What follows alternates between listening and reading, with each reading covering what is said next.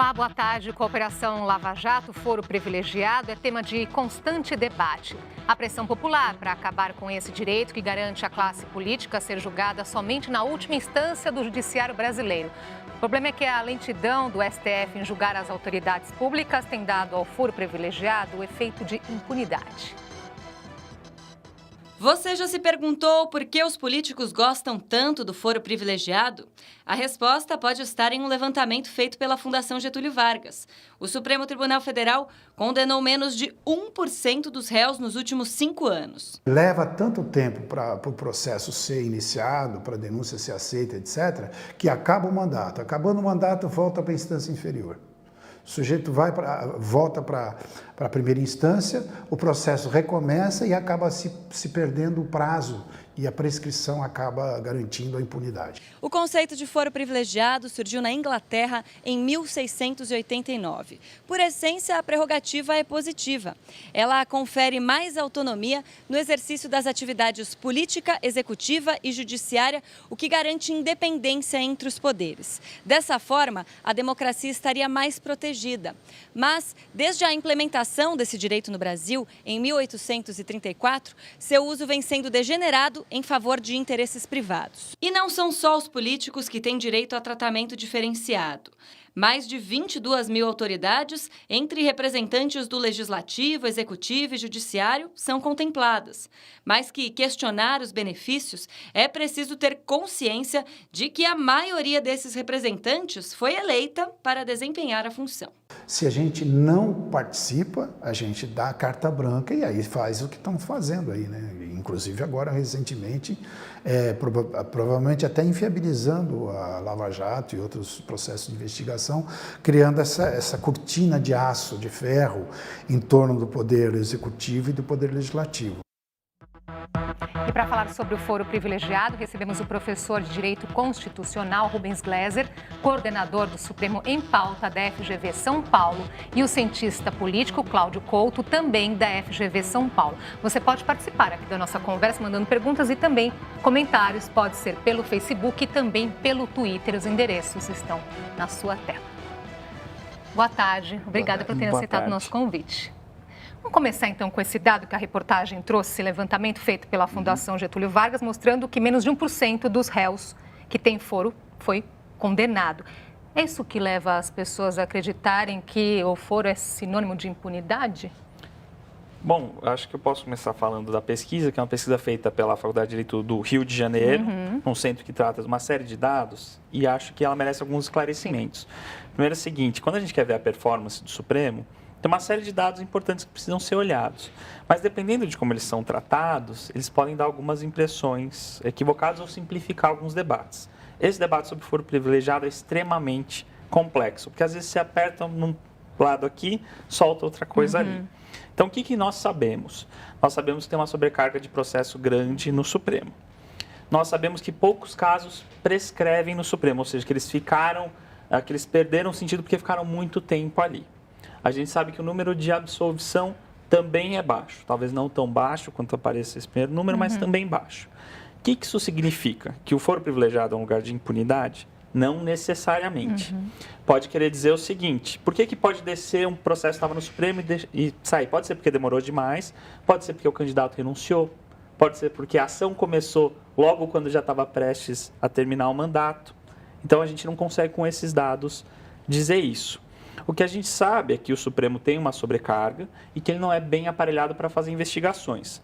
Agora, o Supremo é só uma parte do que tem do sistema de foro privilegiado. Vários outros tribunais, vêm vários outros agentes. A gente tem muito espaço para discutir quem merece foro privilegiado, aonde ser processado e em quais circunstâncias. Tudo isso está em aberto. Não, eu acompanho aqui a observação do Rubens. Eu acho que esse é o problema, quer dizer, você não tem apenas um tribunal que se encarrega disso. E, de fato, o Supremo é um tribunal muito sobrecarregado. A gente está falando especificamente do Supremo, mas deputados estaduais, por exemplo, não são julgados ali. Eles são julgados nos TJs. né? E acho que existe uma questão que é a seguinte, né? Qual é a importância do foro privilegiado? Para que se cria um instrumento como esse? Porque você entende que o exercício de um mandato, ele não pode ficar submetido ao arbítrio de eventuais autoridades judiciais, seja um juiz, seja um promotor. Você imagina uma situação, um deputado estadual, eu vou ficar no caso do deputado estadual até para a gente sair um pouco do Supremo, que tem um adversário seu que é promotor de justiça. E esse promotor de justiça resolve sabotar o mandato desse deputado. O que é que ele faz? Ele ingressa com uma ação acusando desse deputado, sabe-se lá do quê, de qualquer coisa que lhe convier.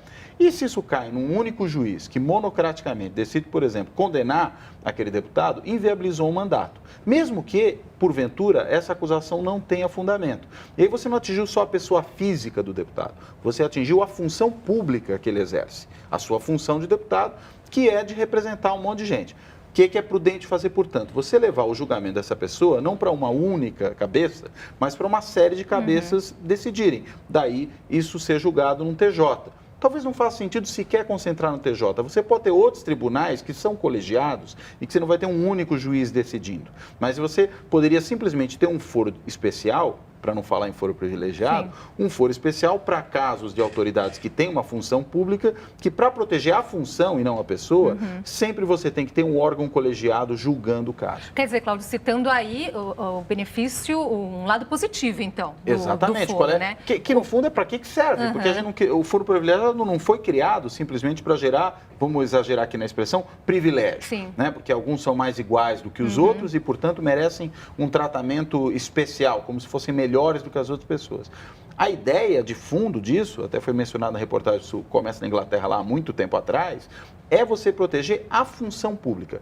Evitar que uma rivalidade, que uma disputa local, muitas vezes, ou que uma disputa de egos, acabe produzindo o não cumprimento daquela função pública que precisa ser desempenhada para o interesse da sociedade. Mas de lá para cá houve mudanças a ponto, podemos dizer, então, que hoje, em alguns casos, existe, ele é tratado como privilégio, quando não deveria? Então, hoje, vendo tantos nomes aí envolvidos na Lava Jato? Eu acho que o que o Cláudio fez é começar a apresentar um mapa de que o foro privilegiado está muito além dos juízes e dos tribunais. Envolve os promotores, os policiais, as investigações que são feitas, como elas são apresentadas e, afinal, como elas são julgadas. Hoje, o foro passa a impressão de que ele traz impunidade. Durante ou logo após o julgamento do mensalão, tinha a impressão de que não. Que era o inverso até. De que era o inverso, que o foro privilegiado ali no STF era onde as pessoas seriam condenadas.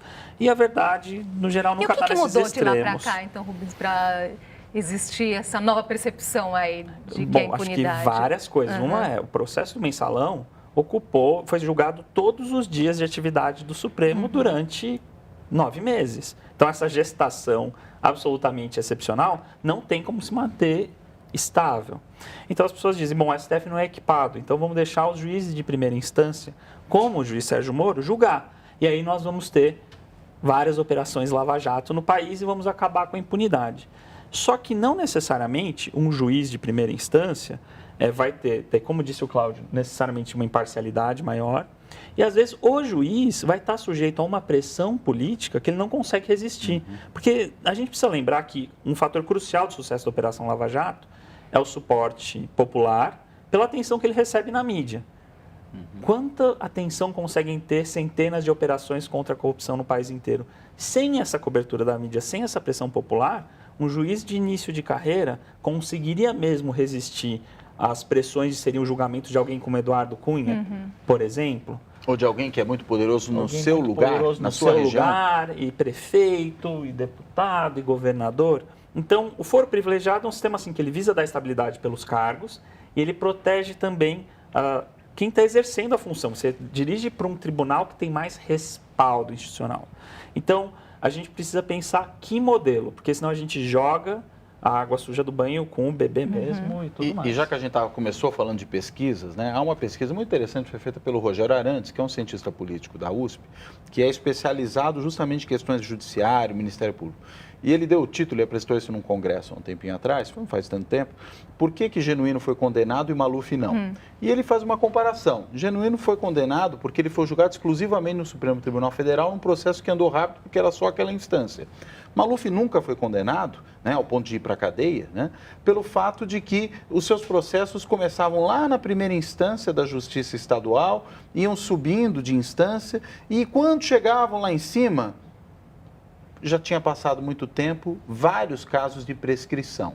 Né? Então, na realidade, essa ideia de que o foro especial protege e a justiça comum não protege, condena, é um erro. Quando se tem então, a possibilidade de recorrer a outras instâncias, Exatamente. então nesse caso Claro. tem vantagem porque há ainda o que...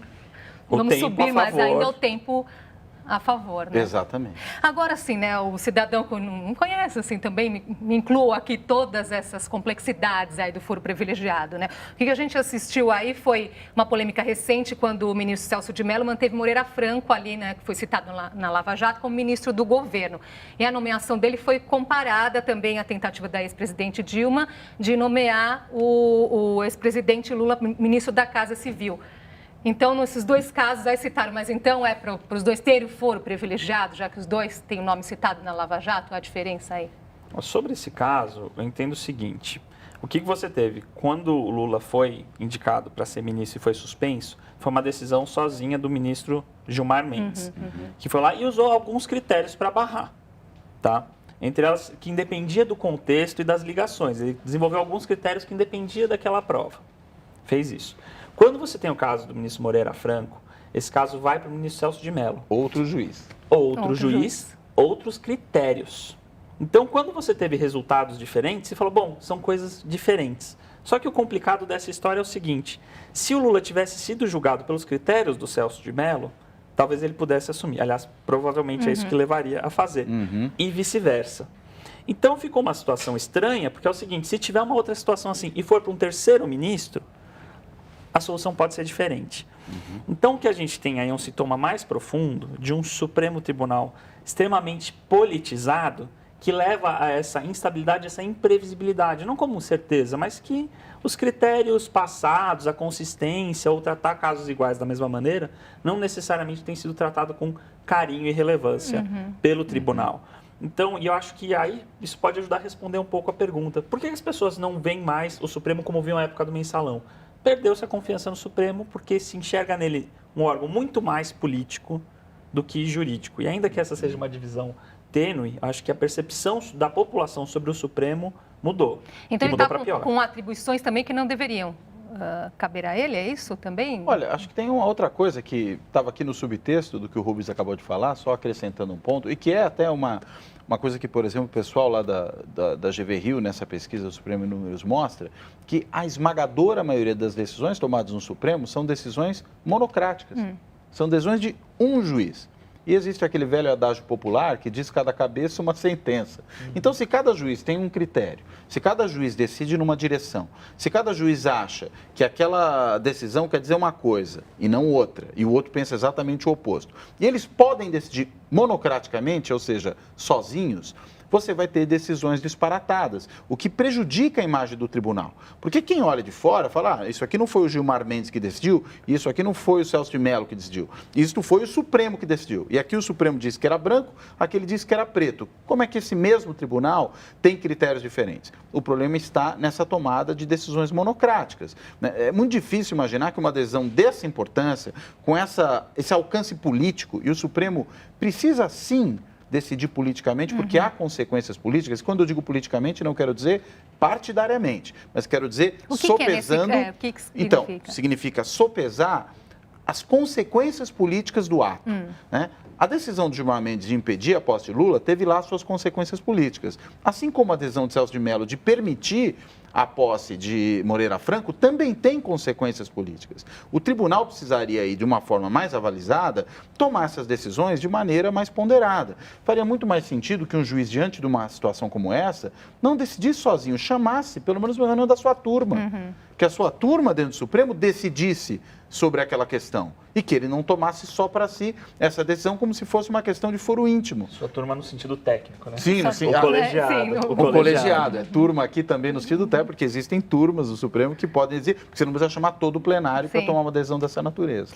E olha, hoje tramita no Supremo Tribunal Federal 460 processos contra parlamentares. O ministro Barroso, inclusive, afirmou que o foro se tornou, ele usou o termo perversão da justiça e que o sistema é feito para não funcionar.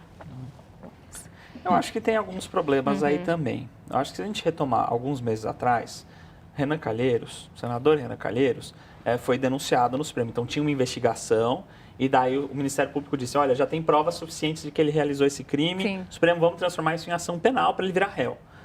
Durante a sessão de julgamento, ele se tornou réu, que foi o primeiro caso dentre 11 inquéritos que estavam andando ao mesmo tempo, há sei lá quantos anos, e os ministros do Supremo falaram, olha, não está muito bom. Dando até a entender o seguinte, que se não houvesse tanta pressão e não fosse quem fosse, talvez fosse rejeitada a denúncia. Então, existe também esse trabalho de investigação dos réus. Então, será que é só quem está julgando ou como está sendo realizada as investigações dessas atitudes altamente complexas? Então, precisa ter, será um foro especializado, precisa ter uma equipe especializada, precisa ter mais critério para entrar com a ação penal. Porque uma coisa complicada é o seguinte, a gente olha normalmente para esses dados e fala, poxa, se o número de condenação é baixo, quer dizer que está todo mundo mancomunado ali para passar impunidade. Às vezes não. Isso é uma coisa difícil, às vezes, de compreender, mas sobre a ótica jurídica, você não pode dizer que a taxa de condenação é uma taxa de sucesso.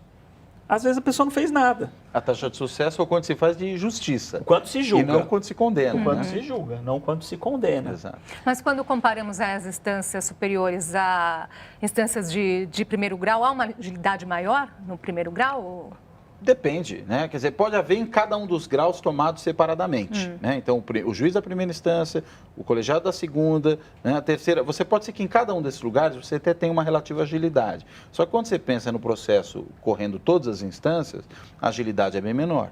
Não é à toa que o mesmo Supremo, recentemente, tomou aquela decisão que considera que a segunda instância já faz com que uma adesão seja transitada em julgado. E aí você pode, a pessoa que é condenada já pode cumprir a pena a partir da segunda instância. Porque isso acelera brutalmente o processo, né? Eu diria que muito do receio desses hoje... que hoje se vê envoltos em problemas com a justiça por cometimento de crimes, por improbidade administrativa, vários desses têm a ver com essa decisão, pelo fato que na segunda instância você já pode ter uma sentença condenatória. E isso altera a estratégia do jogo, porque antes a estratégia qual era? Liga o taxímetro e sai rodando. E espera que um dia isso aqui prescreve. Jogava-se com o tempo. Hoje, com essa possibilidade de já cumprir a pena na segunda, não se pode jogar com o tempo. Porque eu vou jogar com o tempo para os recursos, mas aí pior para mim. Porque se os meus recursos demoram, eu vou continuar cumprindo a minha pena. Então, essa é uma mudança muito importante. Por quê? Porque ela encurta esse prazo. Ou seja, a coisa vai mais rápido, não porque é na primeira ou é na segunda instância, mas porque existem menos instâncias e isso independe dos recursos que se podem interpor. Dá tempo de fazer um adendo aqui, a fala do professor Cláudio, que é o seguinte, a gente volta para um problema de transparência do judiciário. Qual que é a eficiência do Supremo comparada com as primeiras instâncias? Nós não temos dados sobre isso. Em primeiro, porque você pode comparar um caso de furto a um caso de lavagem de dinheiro internacional. É difícil, um anda mais rápido, o outro anda mais devagar. O processo mensalão tinha 40 réus. Anda mais devagar do que outros mais simples. Então, tem a complexidade dos casos. E, além disso, você tem um judiciário que não fornece dados públicos sobre o que faz. Ele ainda é uma caixa preta. Então, nós estamos discutindo como tem que ser modificada aquela caixa para ela ficar de pé melhor, só que a gente não sabe o que tem dentro. E aí, passa por isso também o problema do foro privilegiado. Vou fazer um intervalinho aqui e a gente volta já.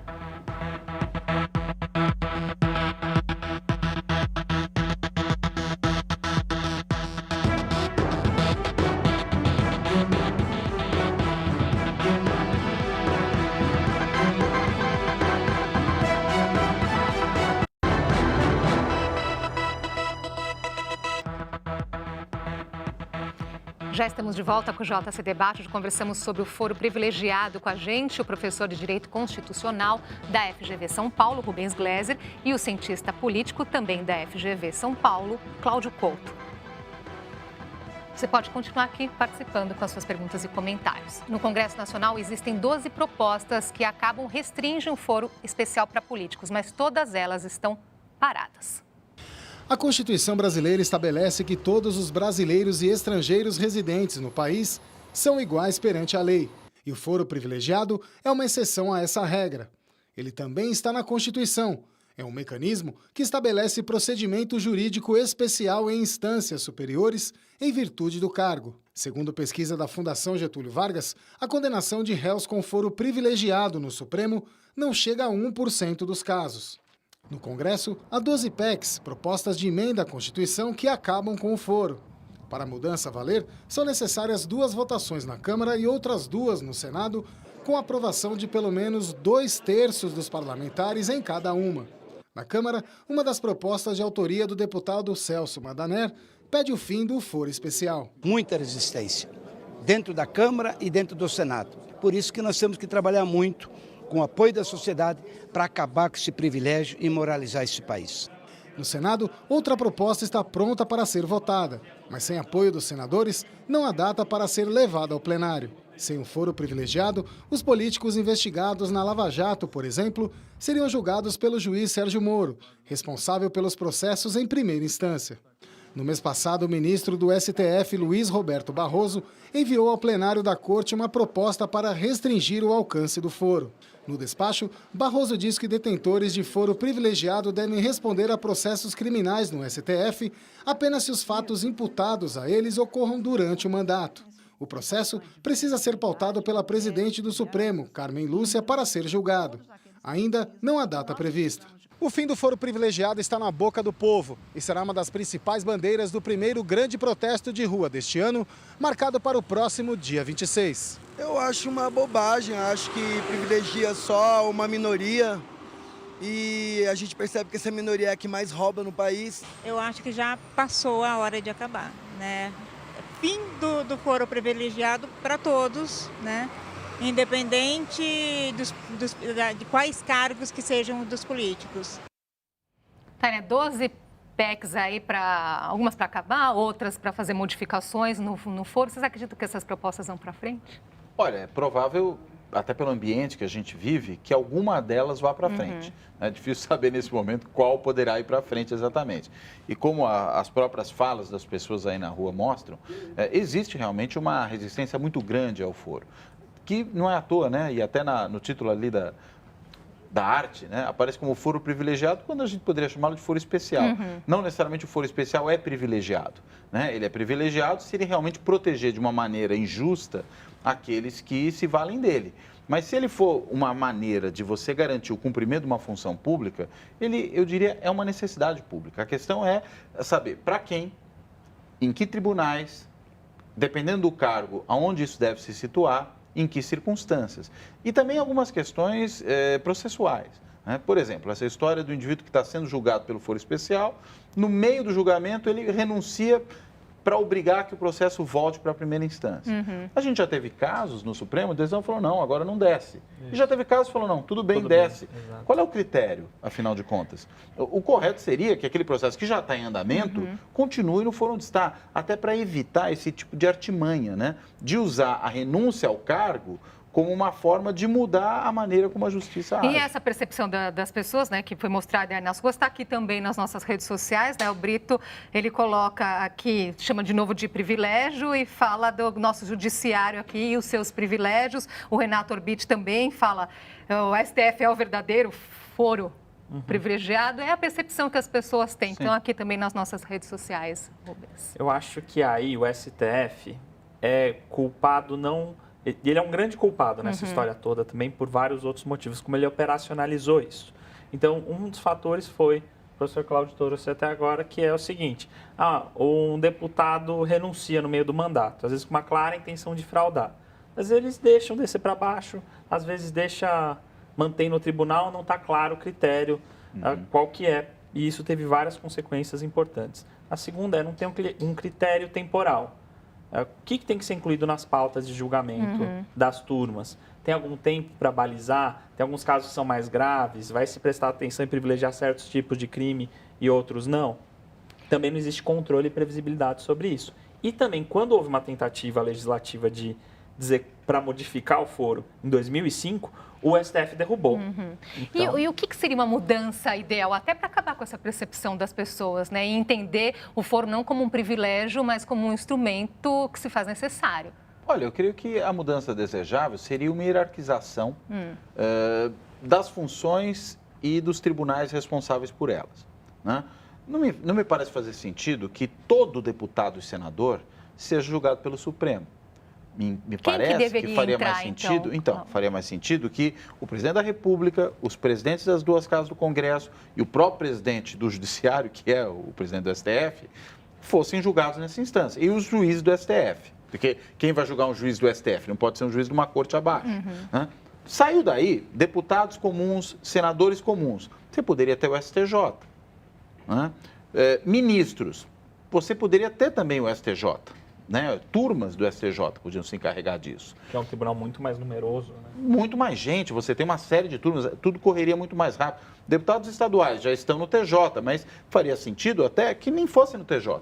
Né? Tirando o presidente, né, da Assembleia Legislativa, o governador do Estado, poderiam ser julgados no TJ do Estado, os outros podiam ser julgados por cortes de segunda instância. Talvez o critério seja sempre haver colegialidade, ou seja, você nunca tem um único juiz responsável por exemplo, inviabilizar um mandato. Né? Seja um mandato eletivo, seja a nomeação para um cargo importante, por exemplo, um secretário de Estado. Aí você sempre vai ter que ter um órgão colegiado, porque se um juiz tiver algum tipo de preferência muito questionável, ele pode ser compensado pelo outro.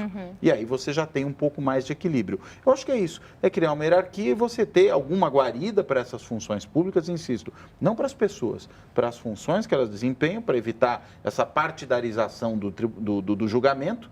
Agora, evitar também, claro, que isso que é uma proteção supostamente para a sociedade, vire realmente privilégio. E o privilégio decorre, eu acho que o Rubens já falou bastante disso aqui, da estrutura que se tem. Se você não tem tribunais aparelhados para serem céleres e eles são sobrecarregados com um monte de demandas, é claro que vai demorar. E ao demorar, pode ser que prescreva. Isso daria, então, agilidade também. Essa mudança é importante para dar agilidade. Vocês acreditam que o STF sem agilidade não há vai justiça, conseguir julgar todas essas delações aí que estão chegando, né? Está uma turbulência lá em Brasília por conta disso tudo, né? Um dia, quem sabe, não vai. Né? Eu acho que hoje eles tomaram uma medida que era tirar do plenário, que eram os 11 ministros, e jogar para as turmas. Mas isso não é suficiente para dar agilidade, porque também cada ministro ele tem que julgar, além dessas ações penais de foro privilegiado, controle de constitucionalidade. Então, todas as leis estaduais que ofendem a Constituição Federal, todas as leis federais que ofendem a Constituição Federal, abuso de poder e o recurso de todo o sistema. Então, lá pelas tantas, e isso depende muito do que chega no Supremo, da interpretação que o Supremo faz sobre sua própria competência. Os ministros poderiam, com os mecanismos que eles têm hoje, receber menos processo? Poderiam, mas eles não fazem isso. Porque abrir mão de processos é, em certa medida, abrir mão do seu poder de decidir certas coisas e eles não fazem isso. Então, qual que é o melhor remédio para o fim da impunidade? É necessariamente o fim do foro privilegiado? Eu acho que não, porque os problemas que a gente vê hoje podem ser produzidos no sistema normal. Para mim, o remédio para a impunidade é um sistema que funcione com transparência. Enquanto não houver controle sobre o judiciário, e especialmente, porque o STF é o que mais tem transparência. A gente assiste a TV e o resto. Então, com mais transparência no judiciário e mais controle, a gente consegue acabar com a impunidade, senão não. É o que nós esperamos. Eu agradeço muito a participação de vocês hoje aqui com a gente e até uma próxima oportunidade. Até a próxima, obrigado. Muito obrigado. Obrigada pela sua companhia e boa tarde para você.